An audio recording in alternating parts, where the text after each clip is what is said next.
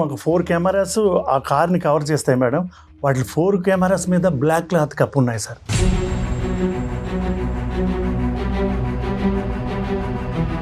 కారుని ఎవరో ఒక రాడ్డులతో చితక్కొట్టేశారు సార్.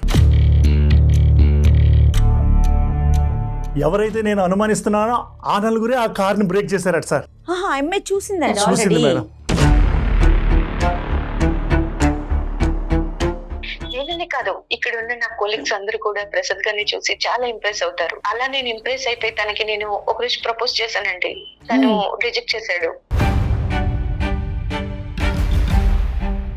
ఆ రోజు ఆ సిచ్యువేషన్ జరుగుతూ ఉంటే కళ్ళారా చూసి ఏం చేయాలని అర్థం కాక వాష్రూమ్ లోకి వెళ్ళి కాల్ చేసి ప్రసాద్ గారికి ఇన్ఫార్మ్ చేశాను. మరి అంత ఇష్టపడిన వ్యక్తి సమస్యలో ఉన్నప్పుడు కనీసం ఆ సమస్యలో నుంచి చిన్న హెల్ప్ చేయాలని నీకు అనిపించట్లేదా?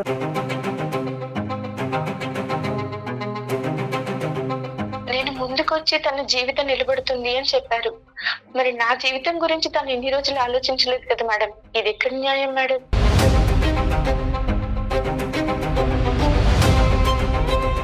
మిమ్మల్ని ప్రేమించానని చెప్పినందుకు నువ్వు సాక్ష్యం చెప్పండి, అది ఎంతవరకు కరెక్ట్ ప్రసాద్ గారు? మీ 60 లక్షల కారు నేను తక్కువ చేయట్లేదు. అది మీ ఉద్యోగం, మీ కష్టానికి సంబంధించినటువంటి ప్రతిఫలం నేను అనిపిస్తుంది. కానీ ఏంటంటే నన్ను ప్రేమిస్తున్నావా లేదా? ఎస్, నువ్వు నన్ను ప్రేమిస్తున్నావు కాబట్టి ఈ రోజు నువ్వు బయటకు వచ్చి నా తరపున మాట్లాడు అంటే కనుక that is called as a business.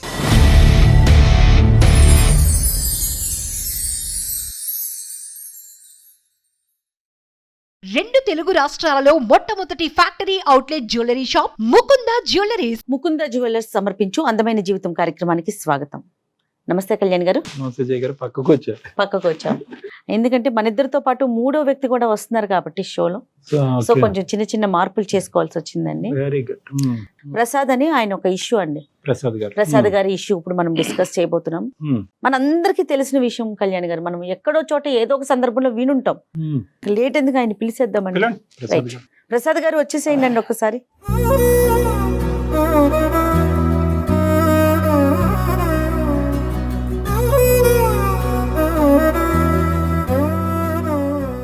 ఒక్కసారి మీ సమస్య ఏంటో ఒకసారి చెప్పండి. నా పేరు ప్రసాద్ మేడం. వైజాగ్లో ఉండేవాడిని. హైదరాబాద్కి వచ్చి సెటిల్ అవుదామనే ఆలోచనతో 1 year బ్యాక్ ఇక్కడికి వచ్చాను. అందరిలాగే నేను కూడా అన్ని రకాల ప్రయత్నాలు చేశాను జాబ్ కోసం. రీసేల్ కార్ కంపెనీలో జాబ్ వచ్చింది మేడం. సంతోషం. శాలరీ 10,000. అది రీసేల్ అని పేరుకే కానీ మేడం, కార్ షోరూమ్ మాత్రం ఒక న్యూ కార్ షోరూమ్ అంత అందంగా తీర్చిదిద్ది ఉండను. ఆ అట్మాస్ఫియర్ అది నాకు నచ్చి జాయిన్ అయ్యాను మేడం. ఇంకోటి ఏంటంటే ఆ మేనేజ్మెంట్ వాళ్ళు నాకు ఎవ్రీ కారు నేను నా చేతుల ద్వారా అమ్మి పెడితే ఒక కార్ మీద 5,000 రూపీస్ కమిషన్ కూడా నాకు ఇస్తానని మాట ఇచ్చారు మేడం. ఫస్ట్ మంతే నేను 3 కార్స్ సేల్ చేశాను సార్. సంతోషం. అంటే 3 5s 15,000 ప్లస్ నా శాలరీ 25,000 వచ్చింది సార్. ఇవన్నీ ఏంటంటే ప్రీమియం లగ్జరీ కార్సా? బాగా లగ్జరీ ఉన్నవి తక్కువ ఉంటాయి, ఎక్కువగా మిడిల్ క్లాస్ వాళ్ళవి ఉన్నాయి. 1 by 1 నేను ఎక్కువగా సేల్ చేయడం, నా కమిషన్ పెరగడం కూడా జరుగుతుంది. సంతోషం. ఆ వచ్చిన డబ్బులతో నేను చక్కగా నా కొలీగ్స్ ఒక 50 members వరకు ఉంటారండి ఆ షోరూంలో. మొత్తం బాయ్ నుంచి మొత్తం అందరు కూడా వాళ్ళకి స్వీట్స్ అవి పంచడం అవి చేయడం జరిగింది సార్. కానీ కొంతమంది వ్యక్తులు మాత్రం వాళ్ళు మనస్ఫూర్తిగా తీసుకుంటున్నట్టు నాకు అనిపించట్లేదు సార్. ఉంటారులేండి, ఆ జాతి ఉంటూనే ఉంటుంది. అయితే అయినా సరే నేను నా దృష్టి మాత్రం నా కెరియర్ మీద పెట్టాను సార్. గుడ్. ఎవ్రీడే నేను ఎవరో ఒకరిని పరిచయం చేసుకోవాలి, కార్ అమ్మాలి, అదే నా యాటిట్యూడ్. ఇంకా నాకు వేరే వర్క్ లేదు. సో నేను డే బై డే చేస్తే ఆఫ్టర్ 6 months నేను 1 fine day నేను చూసుకుంటే ఆ మంత్లో 10 కార్స్ సేల్ చేశాను సార్. 10 into 5 50,000. అదే టైంలో మా బాస్ బిఫోర్ వీక్లోని నాకు శాలరీ కూడా హైక్ చేశారు సార్. 25,000 చేశారు. సో నేను 75,000 ఫస్ట్ టైం నా లైఫ్లో గెయిన్ చేసిన మంత్ సార్ అది. సూపర్. నమ్మబుద్ధి కూడా కావట్లేదు సార్. నాతో పాటు ఉండి అసలు లేనిపోయినవన్నీ బాస్ దాకా కొన్ని విషయాలు నా దగ్గర జరుగుతున్నాయి కూడా వెళ్ళిపోతున్నాయి సార్. జస్ట్ అవి చూడడానికి చిన్నవే అనిపిస్తున్నాయి. నాకు ఈరోజు ఇంత పరిస్థితి అవుతుందని నేను అనుకోలేదు సార్. సో మీకు పడినటువంటి వాళ్ళు చాలా మంది ఉన్నారు అక్కడ. చాలా మందో కొంతమందో ఎదురుకుంటే బాగానే మాట్లాడుతున్నారు సార్. వదిలేండి, మీరు కాకపోతే వేరే వాళ్ళ ద్వారా వెళ్ళింది కదా అక్కడ గుంపులోనే.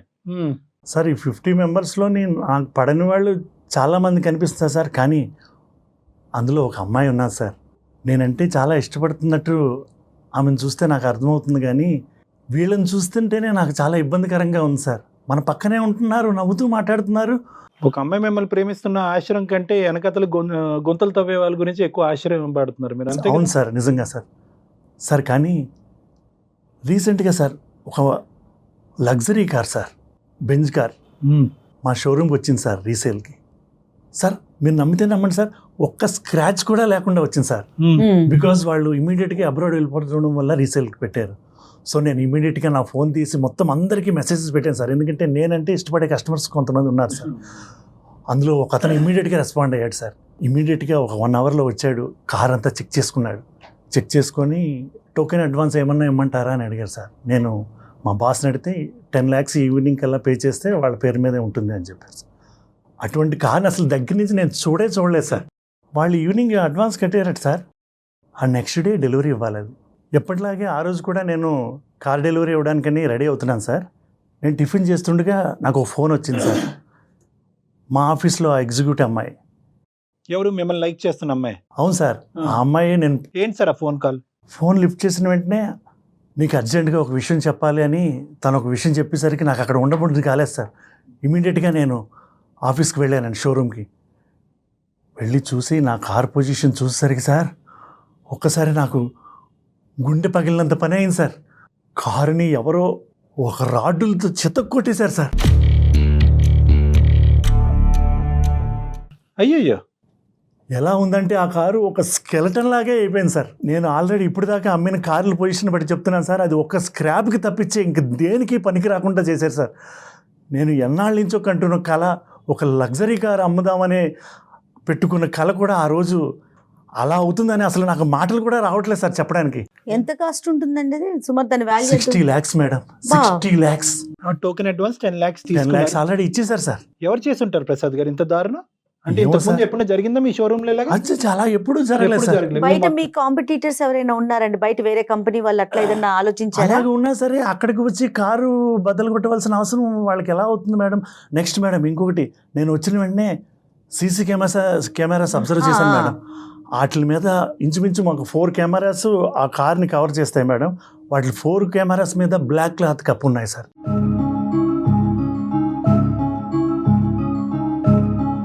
ప్రసాద్ గారు, ఇప్పుడు కెమెరాస్ మీద క్లాత్ వేసింది అన్నారు. ఎవరి మీద అనుమానం ఉందా? ఇప్పుడు కాంపిటీటర్స్ వచ్చే అవకాశం లేదంటున్నారు. అవును మేడం. ఎవరి మీద డౌట్ కానీ ఉండింది? మాతో పాటు పనిచేస్తున్న చెప్పాను కదా మేడం, ఒక 4 కొలీగ్స్ మాత్రం వాళ్ళ మీద మాత్రం నాకు చాలా ఇదిగా ఉంది మేడం, అనుమానం ఏంటి మేడం, కాన్ఫిడెంటే. ఇప్పుడు ఈ కార్ని చేయటం వల్ల వాళ్ళకి వచ్చే లాభం ఏంటి? అంటే కార్ అయితే డెలివరీ వెళ్తే అడ్వాన్స్ 10 lakhs వెనక్కి ఇస్తారు. దీనివల్ల మీకు అంటే మీకు వచ్చేది ఆ 5,000 ఇన్సెంటివ్ మీకు రాకూడదనేనా వీళ్ళు చేశారు? లేదంటే మేనేజర్ దగ్గర మీరు మార్కులు కొట్టకూడదనా? సార్ ఇప్పుడు ఆ కారు బద్దలు కొట్టినట్టు ఎవరు కొట్టారో తెలియతే ప్రూఫ్ లేకపోతే మొత్తం దాని మీద ఉన్నదంతా నా మీద పడి నాకు అక్కడి నుంచి జాబ్ పోవడం కానీ. ఏముంది సార్ ఈ రోజుల్లో?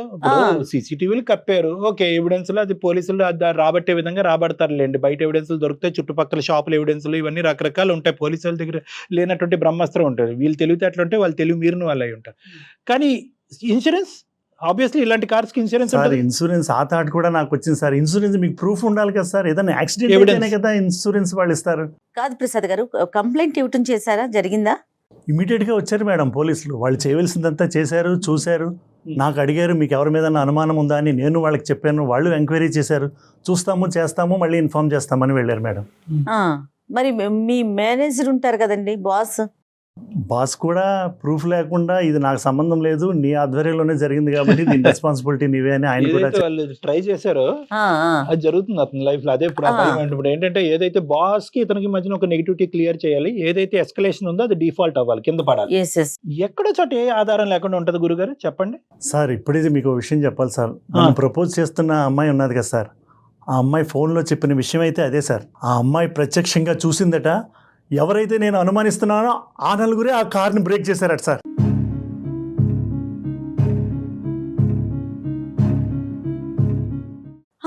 చూసింది మేడం, చూసి కానీ ఒక విషయం చెప్పింది సార్, ఇది మాత్రం నేను బయటకి చెప్పను, విట్నెస్ చెప్పను, అలా చెప్పినట్టయితే నేను సూసైడ్ చేసుకుంటానని చెప్పింది సార్.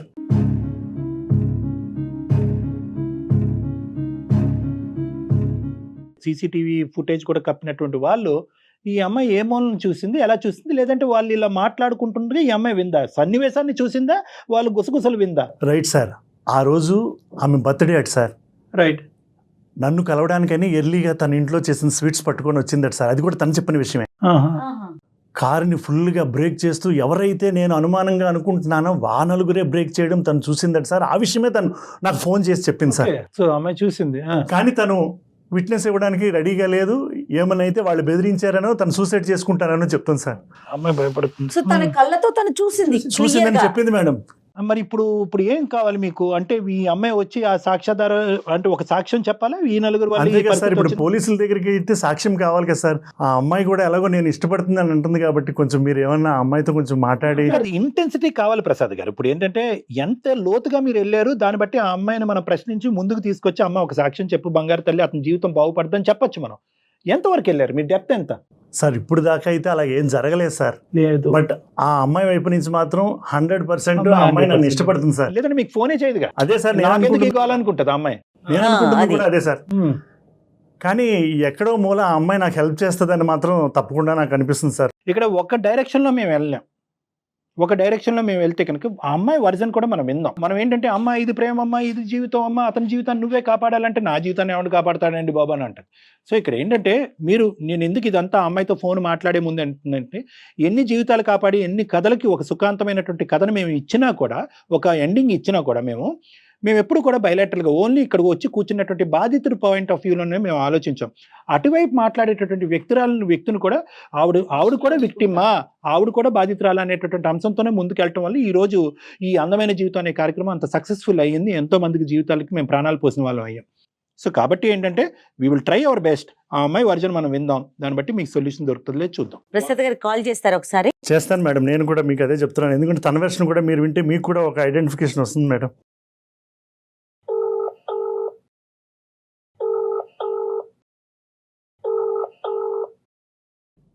హలో హలో వేద, ప్రసాద్ గారు, నువ్వు ఎక్కడున్నావు ఇప్పుడు? ఆఫీస్ లో ఉన్నానండి. ఇంకెవరైనా వచ్చారా? పోలీసులు అని ఎవరన్నా వచ్చారండి. వచ్చి చూసి ఎంక్వైరీ చేసి వెళ్తూ ఉన్నారు. మీరు ఆఫీస్కి రాలేదండి? కార్ టెన్షన్లో ఉన్నాను వేద. ఇప్పుడైనా నేను రిక్వెస్ట్ చేస్తున్నాను, నువ్వు ఒకసారి నాకు ఈ ప్రాబ్లం నుంచి బయటపడే మార్గం ఏమన్నా చెప్పచ్చు కదా? ప్రసాద్ గారు, ఒక 2 minutes అండి. నేను ఆఫీస్ లో ఉన్నాను. పైకి వచ్చి మాట్లాడతాను. టెర్రస్ పైకి వెళ్తాను. ఒక 2 minutes.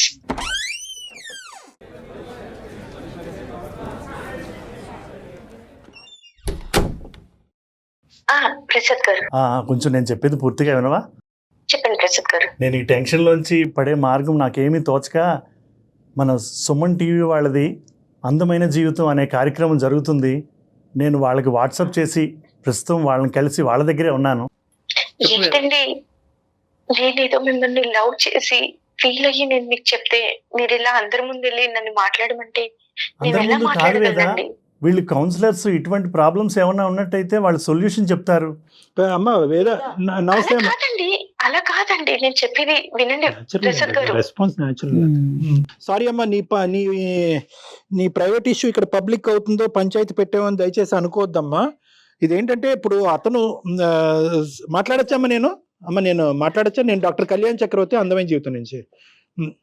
సార్ చెప్పండి. థ్యాంక్స్ అమ్మ, ఓపెన్ హార్ట్గా అలా ఒప్పుకున్నందుకు థ్యాంక్ యూ. నిన్ను సర్ప్రైజ్ చేయడం అనేది తప్పే, కానీ ఏంటంటే ఇప్పుడు అతను భయంకరమైనటువంటి పరిస్థితిలో ఉన్నాడు. ఏంటంటే ఈ ఇన్సూరెన్స్ వస్తుందో లేనటువంటి ఆ కార్ని డ్యామేజ్ చేసినటువంటి వాళ్ళు. దానికంటే పెద్ద ట్విస్ట్ ఏంటంటే కనుక మీరు ఇష్టపూర్వకంగా వచ్చి అతను ప్రపోజ్ చేశారు, అతను ప్రేమిస్తున్నారు అనేటటువంటి అంశం కూడా చెప్పాడు. కానీ ఇక్కడ పెద్ద ట్విస్ట్ ఏంటంటే కనుక ఎవరైతే కనుక అతిగా చాలా భారీ ఎత్తున ప్రేమించేటటువంటి వ్యక్తికే ఆ దొంగలు ఎవరు అనేటటువంటిది కూడా తెలుసు, కానీ బయటకు వచ్చి చెప్పలేకపోతున్నారనే సందిగ్ధ పరిస్థితిలో అతను ఇక్కడికి వచ్చి కూర్చోవటం వల్ల వెంటనే ఏంటంటే అతను ఎక్సైట్మెంట్ లో మీకు ఫోన్ చేయడం జరిగింది. మేము కూడా ఎక్కువ వివరాలు చెప్పకుండా, మీకు అభ్యంతరం లేదు, మీకు ఇబ్బంది లేదు అనుకుంటే మేము మాట్లాడతామమ్మా, లేదంటే తర్వాత అన్నా మాట్లాడతాం. లేదండి, మాట్లాడతానండి. యాక్చువల్లీ నేను తనని మా ఆఫీస్ లో జాయిన్ అయిన తర్వాత తన వర్క్ సిన్సియారిటీ అవన్నీ చూసి, కస్టమర్ తో మాట్లాడే పద్ధతి చూసి చాలా ఇంప్రెస్ అయ్యానండి.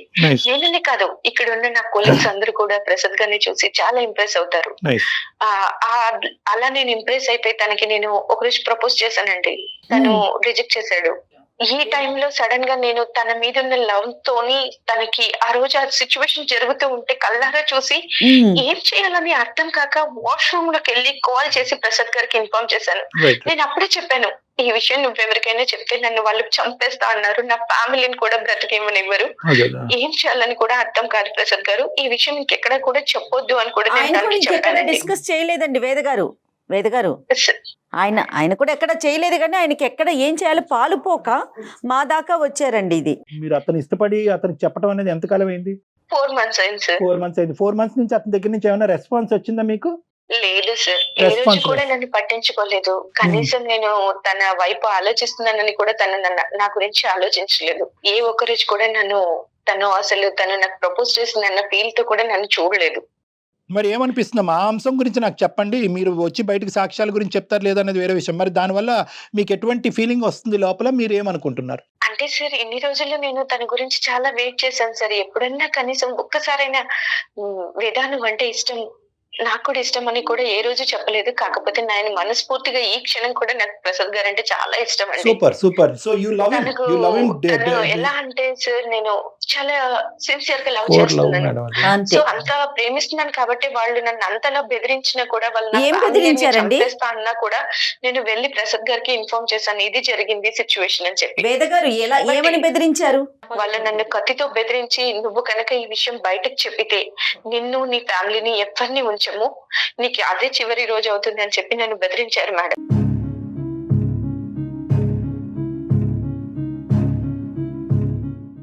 నువ్వు ఆ రోజు చూసింది నాకే ఎందుకు చెప్పాలనిపించింది చెప్పు నీకు? అంటే నేను మిమ్మల్ని ఇష్టపడ్డాను కాబట్టి మీకే చెప్పాలి.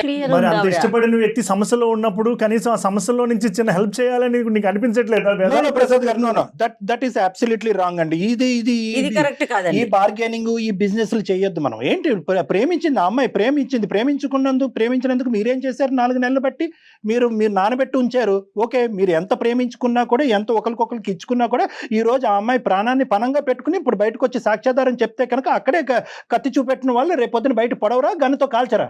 మిమ్మల్ని ప్రేమించానని చెప్పినందుకు నువ్వు సాక్ష్యం చెప్పండి, అది ఎంతవరకు కరెక్ట్ ప్రసాద్ గారు? మీ 60 లక్షల కారు నేను తక్కువ చేయట్లేదు, అది మీ ఉద్యోగం, మీ కష్టానికి సంబంధించినటువంటి ప్రతిఫలం నేను అనిపిస్తుంది. కానీ ఏంటంటే మీ 4 శత్రువుల్ని ఈ రోజు ఆ అమ్మాయి తన శత్రువుల కింద తయారు చేసుకోవడం అనేటువంటిది ఎంతవరకు సబబు?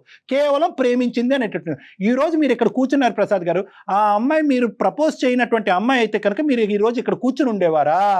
4 నెలలు బట్టి గాఢంగా ప్రేమిస్తున్న ఆ అమ్మాయి ప్రతి క్షణం మీ వైపు కళ్ళ పెట్టి చూపెడుతుంది. ఆ అమ్మాయి ఇండికేషన్స్ అన్ని కూడా మీరు కొట్టిపారేస్తున్నారు. ఆ అమ్మాయికి ఒక సమాధానం చెప్పలేకపోతున్నారు. మీరు ఆ అమ్మాయి ఇచ్చినటువంటి ఆ ప్రేమ, ఆ గుండె ధైర్యం వల్ల ఈ రోజు మీరు ఇక్కడ కూర్చున్నారు. మీ మీద నేను కఠినంగా మాట్లాడుతున్నాను అనకండి. నన్ను హెల్ప్ చేయి వేదా అని మీరు ఇలా అడగండి. That's not a problem. ఇప్పుడు నన్ను ప్రేమిస్తున్నావా లేదా?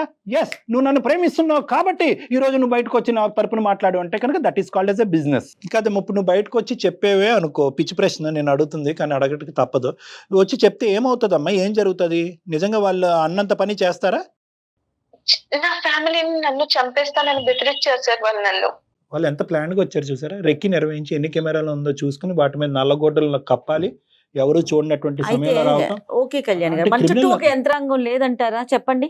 ఇప్పుడు వాళ్ళు ఇష్టం వచ్చినట్టు కెమెరాస్ మూసేసి కనిపించిన వాళ్ళని బెదిరించేసి మేము చంపేస్తామనేసి అంటే మనం పోలీసుల హెల్ప్ తీసుకోలేమా? మన దాకా వచ్చారు కాబట్టి. తర్వాత నా పరిస్థితి మేడం, నాకు జాబ్ ఉంటుందా మేడం? నా ఫ్యామిలీని అంతా నేను ఎలా లీడ్ చేసుకోవాలండి? ఎందుకు మేము ప్రత్యేకంగా దీన్ని సెలెక్ట్ చేసుకున్నాము అంటే కనుక ఈ పర్టికులర్ అంశం ఒకటి, ప్రసాద్ది కూడా చాలా సందిగ్ధమైనటువంటి పరిస్థితి, మీది కూడా చాలా భయంకరమైనటువంటి క్లిష్టమైనటువంటి పరిస్థితి. ఈ 2 అంశాలు ఇక్కడ ప్రధానంగా ముడిపడినాయి. ఎవరిది ఎక్కువ ఎవరిది తక్కువ అనేటటువంటి అంచనా వేయటం గురించి మేము లేదు. సానుకూలంగా ఇద్దరికి ఇబ్బంది లేకుండా ఒక కంక్లూజన్ తీసుకొద్దామని చెప్పి ఇప్పుడు ఇంత కష్టపడి ఇంత దూరం వచ్చి ఇక్కడ కూర్చుని తన బాధను విలపించుకున్నటువంటి ప్రసాద్కి మేము ఒట్టి చేత్తో పంపించేటటువంటి ఉద్దేశం కాదు. కానీ అట్ ద సేమ్ టైం నీకు ప్రాబ్లం లేకుండా నువ్వు ముందుకు వచ్చి ఏమైనా చేయగలవా అనేటటువంటి ఆలోచన, దాని గురించి ఒక్క నిమిషం మనం ఆలోచించుకుని మేము నీకు ఏదైనా ఒక పరిష్కారం చెప్తే కనుక అమ్మ ఈ విధంగా చెయ్యమ్మా, అప్పుడు నువ్వు స్మూత్గా ముందుకెళ్ళచ్చు, అతనికి హ్యాపీగా అవుతాడని చెప్పడానికి మేము చెప్పే ముందు అసలు నువ్వు ఎంతవరకు ముందుకు రావడానికి రెడీగా ఉన్నావు అన్నది నువ్వు మాకు చెప్పాలమ్మా. కాదు వేద, మీరు కొంచెం ధైర్యం చేసి ముందుకు వచ్చి మీరు ఒక్క మాట చెప్పారంటే అతని జీవితం, అతని లైఫ్ నిలబడుతుందండి. ఒక్కసారి ఆలోచించండి మేడం. చెప్పండి. నేను ముందుకు వచ్చి తన జీవితం నిలబడుతుంది అని చెప్పారు. మరి నా జీవితం గురించి తను ఇన్ని రోజులు ఆలోచించలేదు కదా మేడం. ఇది ఎక్కడ న్యాయం మేడం?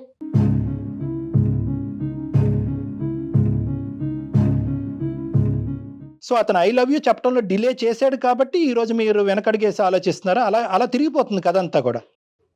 అంటే సార్, నేను ప్రాణంగా ప్రేమించాను అని ఇన్ని రోజుల నుంచి చెప్తే ఏ ఒక్క రోజు కూడా నన్ను పట్టించుకోలేదు సార్. నువ్వు ప్రేమ గురించి మాట్లాడుతున్నావా, ఒక బాధితుడి స్థానంలో ఉండేటువంటి మనిషికి హెల్ప్ చేయటం చేయకపోవటం గురించి మాట్లాడుతున్నావు? ఈ రెండిట్లకి ఎందుకు ముడి పెడుతున్నారు మీరు? నేను ప్రేమించాను కాబట్టి హెల్ప్ చేయడానికి ముందుకు వస్తానంటున్నాను సార్. రానని నేను అనట్లేదు. నా పరిస్థితి ఏంటి అని ఆలోచిస్తున్నాను సార్. ఆ హెల్ప్ చివరి వరకు వెళ్ళాలి. నిజంగా నువ్వు ప్రేమించుకోవటం గురించి హెల్ప్ చేయాలి. ఏమంటే ఆ 4 పేర్లు అతను చెప్పానంటే అతను సావేదో అతను సావమన్నాడు అంటే కనుక నువ్వేం చిన్నపిల్లవు కాదు. నువ్వు అక్కడ ఉన్నటువంటి ఏకైక సాక్ష్యాధారం నువ్వైనప్పుడు నిజంగా నువ్వు అక్కడి వరకు వెళ్ళింది, చివరి వరకు వెళ్ళి ఆ 4 పేర్లు పోలీస్ స్టేషన్లో చెప్పాలి. పోలీసులని నాకు ప్రొటెక్షన్ ఇవ్వండి, అతనికి ఎంత అయితే రిస్క్ ఉందో నాకు అంతే రిస్క్ ఉందని చెప్పి వాళ్ళని శిక్షించేటటువంటి పరిస్థితి వరకు తీసుకెళ్ళాలి. మీరు ఇప్పుడు అలా మాట్లాడట్లేదు. మేడం మీరు వచ్చి ముందుకు వచ్చి చెప్పమంటున్నారు, నేను దానికి రెడీయే, మరి 4 నెలల వరకు నా ప్రేమను ఎందుకు నాంచాడో ఆ మహానుభావుని అడగండి అని మీరు చెప్తున్నారు. అసలు దానికి దీనికి ముడేంటమ్మా? ఈ రోజు ఏంటంటే మీరు అతన్ని ప్రేమిస్తున్నారు, అతను మిమ్మల్ని ప్రేమిస్తున్నారా లేదా అనేటటువంటిది agenda number 2, not agenda number 1. Exactly. Agenda number 1 ఏంటంటే మీ కళ్ళెదురుగుంటా మీరు ఇష్టపడినటువంటి వ్యక్తి, చిన్న వయసు నుంచి ఎంత కష్టపడి ఈ స్థాయి వరకు వచ్చినటువంటి ఒక వ్యక్తి, సిన్సియర్గా ఆనెస్ట్గా కష్టపడినటువంటి వ్యక్తి, తన కష్టాన్ని నమ్ముకుని కష్టపడినటువంటి వ్యక్తినికి 4 దొంగలు మోసం చేసి అతనికి వెన్నుపోటు చేసేటటువంటి ప్రయత్నం చేసినప్పుడు ఒక మానవత్వ హృదయంతో మీ కడుపు రగిలిపోయి పోలీస్ ప్రొటెక్షన్ మీకు తీసుకుంటూ అతన్ని కాపాడేటటువంటి ప్రయత్నం చేద్దామా లేదా అది చెప్పండి. అంతే. చాలా కరెక్ట్గా అడిగారండి, సూటిగా. అంతే. ఇంకా సరే సార్, నా ప్రాణాలకు తెగించి నా ఫ్యామిలీని కూడా పక్కన పెట్టి నేను ప్రసాద్ గారి కోసం వచ్చి నిజం చెప్తాను సార్. అమ్మ ఇప్పుడు సమయం సందర్భం వచ్చింది కాబట్టి నేను ఒక మాట చెప్తాను. నీ ప్రాణాలకి మా ప్రాణాలు అడ్డు. మీడియా పరంగా మేము హెల్ప్ చేస్తాం, మేము అడ్డుగా నిలబడతాము. జయ గారు ఉన్నారు, మాకుండే పేరు పలుకుబడి మాకుండే ఇన్ఫ్లుయెన్స్ మాకు ఉంది, మేము మాట్లాడతాము. పోలీసులు అనేటటువంటి వాళ్ళు ఉన్నారు, వాళ్ళు ఏంటంటే అతని ప్రాణాలు మీ ప్రాణాలు కాపాడటానికి ఎవరు రెడీగా ఉంటారు. ఇక 2 ఇష్యూస్ అమ్మ. ఒకటి ఏంటంటే కనుక మీరిద్దరూ ప్రేమించుకుంటారా, తర్వాత మీరు కలిసి ప్రయాణం చేస్తారా, విడిపోతారా, ఏమనుకుంటారా అనేటటువంటి అది మీ ఇష్టానికి వదిలేస్తారు. ఆ ఎజెండా అనేది ఈ రోజు మనం ఇక్కడ పబ్లిక్ గా డిస్కస్ చేయవలసినటువంటి అవసరం లేదు. ఎందుకంటే ప్రేమ అనేటటువంటిది ఇద్దరిలోని ఆవిర్భవించవలసినటువంటి అవసరం ఉంది. అతని కెరియర్ మీద కాన్సన్ట్రేట్ చేస్తున్నాడు, ఇప్పుడు మెంటలీ ఆ అంశంలో డిస్టర్బ్ అవ్వాలి అని అనుకోవట్లేదు. ఇక్కడ ఏంటంటే ఇక్కడ ఒక మనిషి ఉద్యోగాన్ని తీసి పక్కన పెట్టండి అమ్మా, ఈ ఉద్యోగం కాపాడతారా అతను కాపాడతారని. వీళ్ళు ఎవరైతే ఉన్నారో రేపొద్దున ప్రసాద్కు చేయొచ్చు, ఎక్స్కు చేయొచ్చు, వైకి చేయొచ్చు. ఈ ఎక్స్ వైకి చేసేటటువంటి క్రమంలో ఎవరో బయట వ్యక్తి చూస్తే కనుక అదే వాళ్ళ మీద కూడా కత్తో కటారో పట్టుకుని వెళ్ళి వాళ్ళ మీద కూడా దాడి చేసేటటువంటి అవకాశం. ఇక్కడ ఇటువంటి క్రిమినల్స్ని పట్టివ్వటం అనేటటువంటి బాధ్యత మీకెంతుందో మాకు కూడా అంతే ఉంది. కాబట్టి ఈరోజు మీకు పూర్తి స్థాయి సపోర్ట్ చేయడానికి మేము రెడీగా ఉన్నాం. ఎగ్జాక్ట్లీ కదమ్మా. సమాజంలో ఇలాంటి వ్యక్తులు ఉన్నంతసేపు ఒక మనిషికి ఎదగటానికే భయం వేస్తుంది, ఒక మనిషి ప్రేమించడానికి భయం వేస్తుంది, ఒక మనిషి బయటకు వచ్చి నిజం చెప్పడానికి భయం వేస్తుంది. కాబట్టి మనం అందరం పిరుగుబందల్లాగా నెత్తి మీద గొడ్డలు వేసుకుని కూర్చోవద్దు మనం. కాబట్టి ఈరోజు ఒక బంగారమైనటువంటి అవకాశం వచ్చింది. ఏంటి ఆ బంగారు అవకాశం అంటే, ఈరోజు ప్రసాద్ నువ్వు ఎందుకు వచ్చి పబ్లిక్ చేస్తున్నావు, మన ఇద్దరు 4 గోళ్ల మధ్య మాట్లాడుకోవచ్చు అంటే 4 గోళ్ల మధ్య తెగేది కాదమ్మా. ప్రసాద్ ఇలా ఈరోజు ఇక్కడ చెప్పడం వల్ల అందమైన జీవితం సుమన్ టీవీ ప్రసాద్ తరపునే కాదు నీ తరపున కూడా ముందుకు నిలబడి ప్రయాణం చేయడానికి రెడీగా ఉంది అనేటటువంటి దానికి ఈరోజు ఈ కార్యక్రమం ఉపయోగపడింది. అర్థమవుతుంది కదమ్మా? సో నువ్వు పూర్తిగా ధైర్యంతో రా, మీ లొకేషన్, మీ ప్లేస్, మీ ఫోన్ నెంబర్ మొత్తం వివరాలు జయ మేడం గారికి ఇవ్వండి. మేమంతా నీతో పాటు జర్నీ చేసి ఇది అంతా కూడా ఒక మంచి కంక్లూజన్ వచ్చేంత వరకు మేము సపోర్ట్ చేస్తాం. మీకు ఫర్దర్గా ఎలాంటి ఇబ్బంది లేకుండా ఇప్పుడు ఇదివరకు లాగా అంత బహిర్గతం చేయట్లేదండి. పోలీస్ యంత్రం కూడా ఏది గోప్యంగా ఉంచాలో అది గోప్యంగా ఉంచటం, అంటే చెప్పిన వాళ్ళని కూడా బయటకు తీసుకొచ్చేసి మీ ఫేసులు చూపించేసి అట్లాంటి కార్యక్రమాలు ఏం జరగట్లేదండి. ధైర్యంగా ముందుకు రావాల్సిన సిచ్యువేషన్ ఇది మనమందరం కూడా. ప్రసాద్ గారు, వేద చాలా థ్యాంక్స్ వేద, ఐ లవ్ యూ వేద. Thank God. అమ్మా ఈ లవ్ యూ ఎన్ని రోజులు వెయిట్ చేసింది ఇప్పుడు చెప్తున్నారు ప్రసాద్ గారు. ప్లీజ్ వేద ప్లీజ్, నేను చాలా ఎక్సైట్గా ఫీల్ అవుతున్నాను. నిజంగా నా సమస్య నుంచి సార్తో పాటు నువ్వు కూడా నన్ను బయటికి తీసుకొస్తున్నందుకు నాకు చాలా ఆనందంగా ఉంది. ఐ లవ్ యూ వేద, I love you. Thank you Prasad గారు. అమ్మా అతను ఎంత సిన్సియర్ గా జెన్యున్ గా చెప్తున్నాడు అనేది మా కళ్ళతో మేము చూస్తున్నాం అమ్మా. నువ్వు ఏది కూడా ఇది నేను చెప్తాను అని ఒప్పుకున్నందుకు ప్రసాద్ గారు ముందుకు వచ్చి నాకు ఐ లవ్ యూ చెప్తున్నాడని దయచేసి మీరు అనుకోవద్దు. అతను ఏంటంటే ఇప్పటి వరకు కెరియర్ ఓరియంటేషన్, బరువు, బాధ్యత, సంపాదన తప్ప ఇంకొక ఆలోచన లేదు. కాబట్టి మీ ప్రేమ కూడా చాలా బలంగా గాఢంగా ఉంటారు. మీరు తొందరలోనే ఒకటవ్వాలి, పెళ్లి చేసుకోవాలి. ఆ పెళ్లికి మేము కూడా పెద్దలుగా రావాలి. Thank you sir. రైట్ వేద, మీరేం కంగారు పడకండి, ఫర్దర్ గా ఏం చేద్దాం అనేది మనం మాట్లాడుకుందాం. Yes ma'am, thank you ma'am. All the thank best. You so much. Thanks all the best. God bless both. Right Prasad garu. Thank you Prasad గారు, గుడ్ లక్, ధైర్యంగా ఉండండి. 2 తెలుగు రాష్ట్రాలలో మొట్టమొదటి factory outlet jewellery shop Mukunda jewelleries.